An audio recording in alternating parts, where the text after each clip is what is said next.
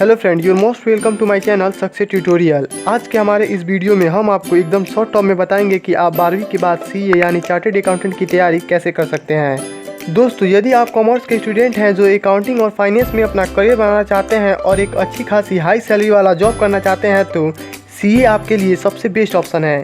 CA course की दो बातें मुझे बहुत अच्छी लगती है। पहला, इसमें फ़ी बहुत कम लगता है जिससे कोई भी स्टूडेंट इसकी तैयारी कर सकता है, और दूसरा, सीए की तैयारी किसी भी स्ट्रीम के लड़के कर सकते हैं, बशर्ते यदि आप किसी और स्ट्रीम के हैं तो आपको सीए की तैयारी ग्रेजुएशन के बाद से करनी होगी।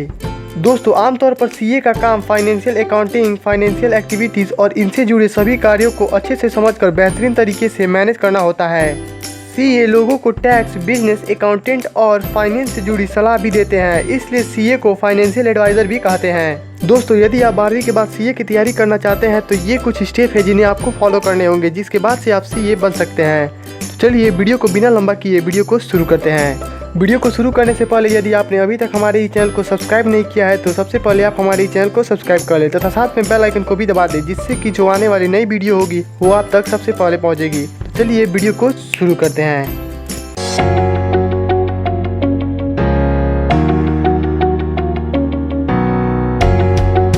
दोस्तों, यदि आप 12th पास कर लिए हैं और उसके बाद से सीए की तैयारी करना चाहते हैं तो ये 3 एग्ज़ाम होते हैं जिन्हें आपको देना पड़ता है। पहला सीपीटी एग्ज़ाम, जिसे हम फाउंडेशन एग्ज़ाम भी कहते हैं। दूसरा होता है आईपीसीसी, जो 2 भागों में बटा होता है। पहला इंटरमीडिएट एग्ज़ाम और दूसरा फाइनल एग्ज़ाम। यदि आप तीनों एग्ज़ाम क्लियर कर लेते हैं तो आप सीए बन जाते हैं। आइए इसके बारे में थोड़ा और अच्छे से समझते हैं। पहला सीपीटी एग्ज़ाम या फिर फाउंडेशन एग्ज़ाम। यदि आप इस एग्ज़ाम को देना चाहते हैं तो आपको 12th कॉमर्स स्ट्रीम से क्लियर करना होगा। इस एग्ज़ाम में 4 पेपर होते हैं, जिनमें से प्रत्येक पेपर 100 मार्क्स का होता है और इसमें 3 घंटे का समय भी दिया जाता है। यदि आप इस कोर्स को क्लियर कर लेते हैं तो आपको इंटरमीडिएट एग्ज़ाम के लिए अप्लाई करना पड़ता है, और यदि किसी कारणवश ये एग्ज़ाम छूट जाता है तो आप ग्रेजुएशन के बाद इंटरमीडिएट एग्ज़ाम को दे सकते हैं। सीपीटी एग्ज़ाम में आपको कम से कम हर एक पेपर में 40% मार्क्स लाने होंगे, तभी आप इसे क्वालिफाई कर पाएंगे।